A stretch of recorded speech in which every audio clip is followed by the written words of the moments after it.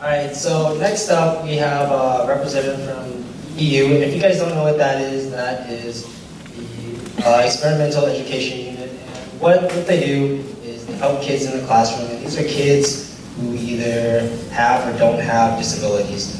So I would like you guys to give a warm welcome to Jen. Hi, I'm really happy to be here and speaking on a campus that actually 25 years ago declined my application. They gave me a thanks, but no thanks, but we'll pass this to Wazoo. And I thought, safety school.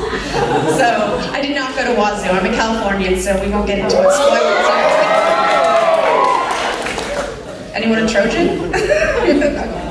Just me, all right. So anyway, I'm here to talk about my son Miles, who was a student at the EEU, and this was about 2 years ago, and he was diagnosed with autism in 2011.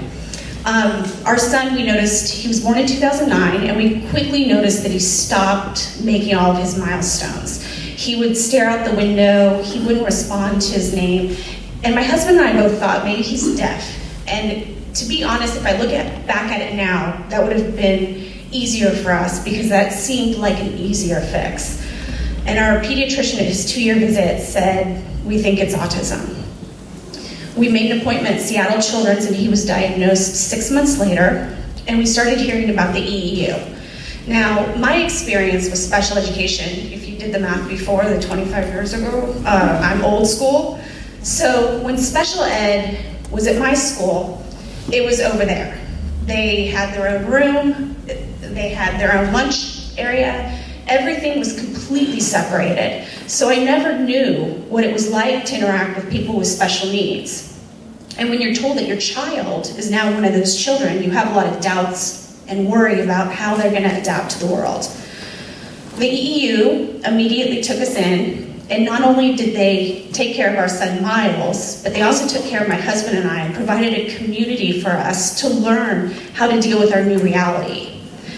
Soon after he started at the EEU, Miles started looking at us in the face, not saying anything, but just letting us into his world a little bit. And then he would find ways to communicate with us by grabbing our hands and taking us to something that he wanted, like his iPad or something in the refrigerator.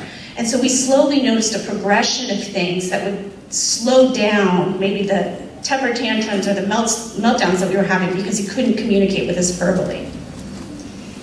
So here at the EEU, or at UW, you guys have an amazing organization here that is teaching the future special ed teachers how to do their job, how to think outside of the box, and how to help families and students of all sorts of developmental and physical delays.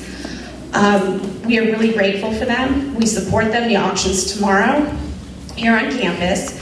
And people are really looking at UW as a model with this school to see what they can do on their campuses in order to, not just for the students, but to teach how the new generation of teachers. And it's just been really fascinating to watch.